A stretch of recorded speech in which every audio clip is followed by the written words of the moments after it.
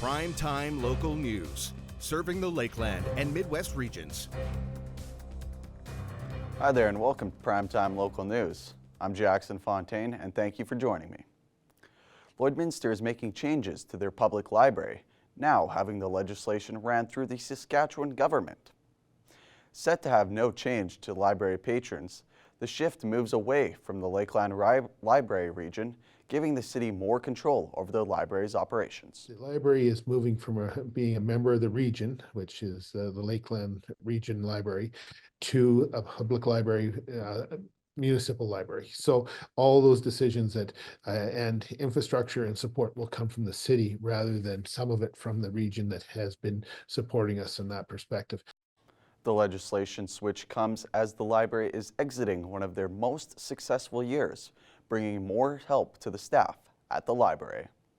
We have had extreme growth in our library and certainly put a lot of strains on the regional library system, and administration working with the library board, the library staff felt it was in the best interest of our library to become a municipal library. And we've seen that happen in some locations, some of the cities in Saskatchewan. And I suspect there'll be more coming forward as the action we've taken. And I see other communities in discussions, see some of the similar concerns that we're experiencing. The Lloydminster Concerned Citizens for Seniors Care Society held a meeting today to express their issues with long-term health care in the community. Keith Gorgenson, the Sask NDP Shadow Minister for Seniors, came to Lloyd to attend the meeting and hear the people's concerns firsthand. I came out to tour Jubilee Home, as well as to talk to some local seniors about the lack of long-term care beds in Lloydminster, particularly on the Saskatchewan side of the border, and the spillover that's happening in the wider healthcare system. Jorgensen says that despite the fact that Lloydminster's population is aging, no long-term care beds have been added to the Jubilee Home since the 50s.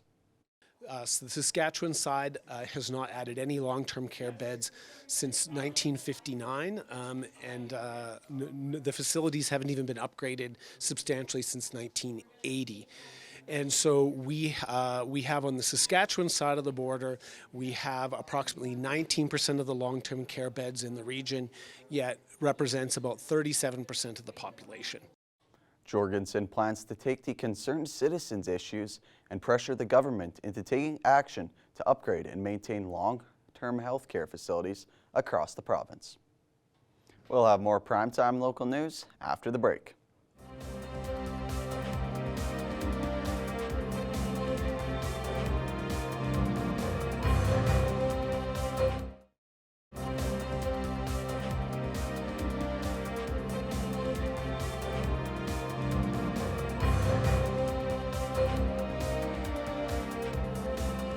Abby St. John is back at Border Paws Animal Shelter for our weekly edition of Pet Project.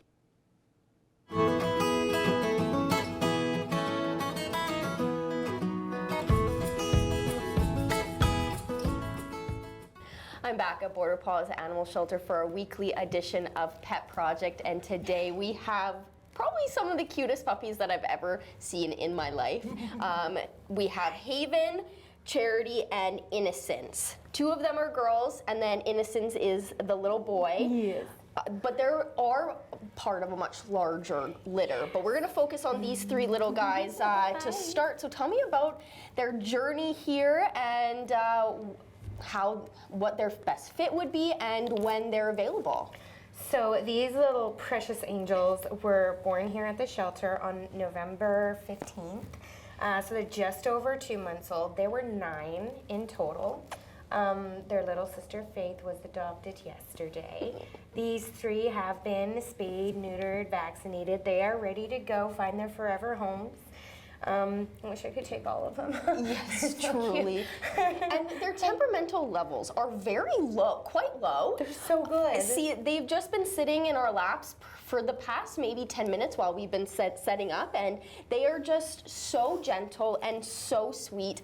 I have no doubt, obviously we'll get your expertise, but I don't think that they'd have any problems with kids or would you say other dogs as well? What would you recommend for their best fit? I feel like they would get along. They would acclimate well into any home. They were very, very sweet puppies. I mean, they still are. When they were little, we made sure that they got lots of human interaction so that they wouldn't be nervous and stuff. And it's obviously worked out very well. They're very loving, even just going into the room that they're in. They'll immediately jump up and want love and affection, and they're just... The girls have just been amazing with getting them used to people and getting that training done, and you know, they love these little guys so much, and you can tell just they are so happy. But I feel like they would definitely be happier in a home with Of like course. kids to play with, people to play with, you know, like Yeah.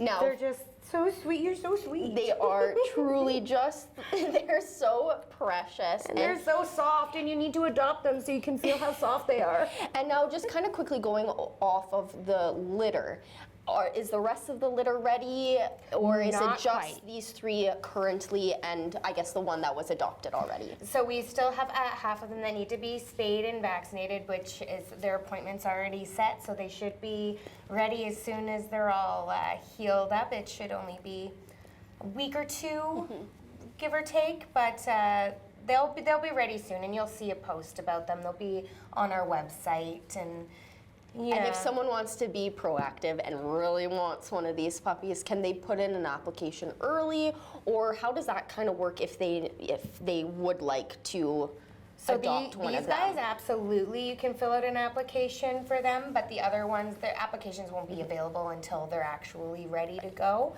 But definitely keep an eye on our socials, keep an eye on the Facebook and our website, and they'll be on there like soon.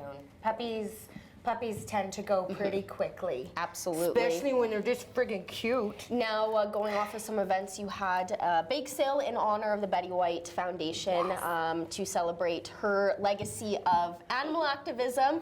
Now, how did that go? We raised over $200 with that bake sale, and we just cannot thank you guys enough for the people who donated items, the people who purchased from the bake sale. Absolutely every penny of that comes right back into the shelter and helps us take care of these little guys who like to eat notebooks. Yes, that is awesome. And there are a couple more ways to get involved coming up. The talent show, and then there's also the steak night. So tell me a bit about both of those and how people can get involved. So our talent show, we have paired with Fourth Meridian Brewing. They've graciously offered to host us for this event. There is a registration fee if you or your animal have a talent you'd like to showcase. Absolutely register. There is a cash prize for the winner, and it's just going to be a really fun event. It's not just limited to people. You can absolutely bring a pet. For the general public, it's free to come down and watch. And it should be just a really great time. You've still got 10 days to sign up, and you know, it's going to be fun. Absolutely. And then the steak night, Yes. if people are interested in a little date night and they enjoy steak, as most people do, how does that work, and how can people get tickets? So you can purchase your tickets from Cheers or here at the shelter. They're $40, and it includes a steak, a side, and your choice of either a highball or a beer. All the money will come back to the shelter. We'll also have a 50-50 and a silent auction going on simultaneously, so that should be really fun. A good date night too, and if you don't want to go out on Valentine's Day, it's nice for a little bit after places aren't so busy and booked up and stuff, Absolutely. and it'd be a nice little event. Yeah, for sure. A very nice date night, but also into support, you guys. Now, going off of that, same question as always. What are the donations that you're in need of?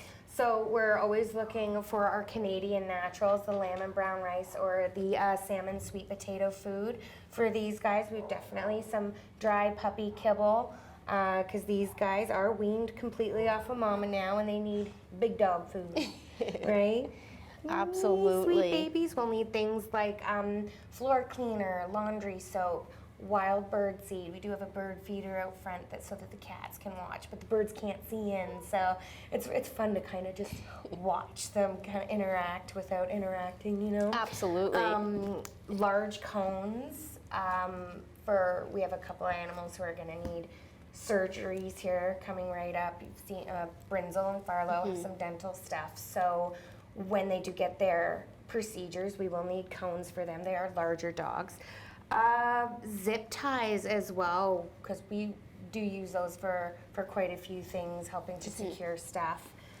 Just anything like that would be super helpful. And of course, if you want to volunteer, feel free to reach out to the shelter. You can email us or come down, because we always need help walking our dogs and feeding our cats and things like that. And it's just it's a lot of fun. Absolutely. Absolutely. Well, it is clear, as you can see, that these puppies are some of the cutest and cuddliest and well-behaved puppies, too. And I have no doubt that they will bring joy to any family. And hopefully soon the other puppies will be ready to find their forever home as well. So thank you for joining me. And these three are just a little preview of what the rest of the puppies are like as well. So thank you. Thank you. That's all for news. Sports is next, but first here's a look at your closing market.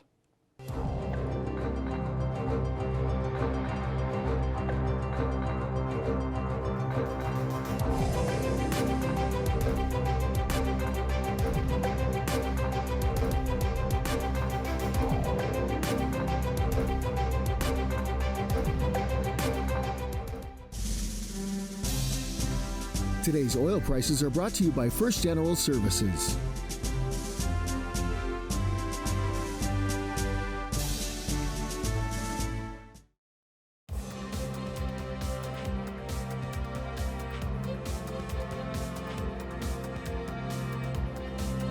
The Lakeland Rustlers curling team has just returned from their winter regionals and are now preparing for the ACAC Championship in February. Our Thomas Wildman has more. It was a great weekend for the Lakeland Rustlers curling teams, as all three qualified for the ACAC Championships, and all the players are excited to be going together. Everyone being able to go it's huge for everybody. Like, it's so exciting because it means we're representing good. We've got tons of talent, a lot of good curlers on this team, and that everyone gets to go is fantastic and gives everyone the shot.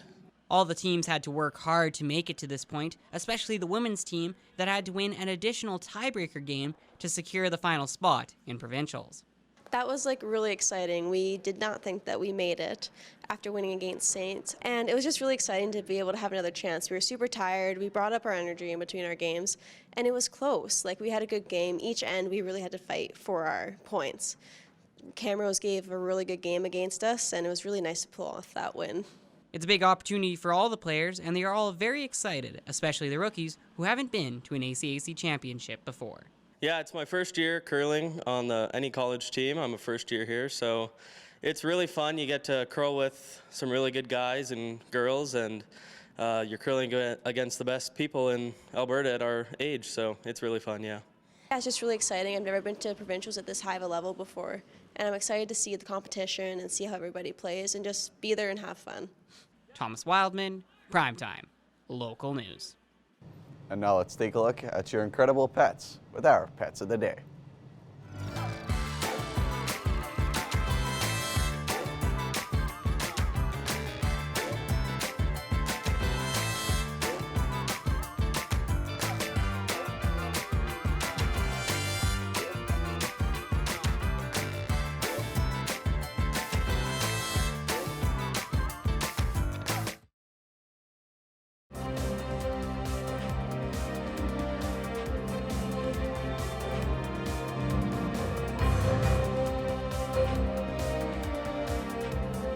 That is all the time we have today for Primetime Local News. Thank you for watching. Have a great day.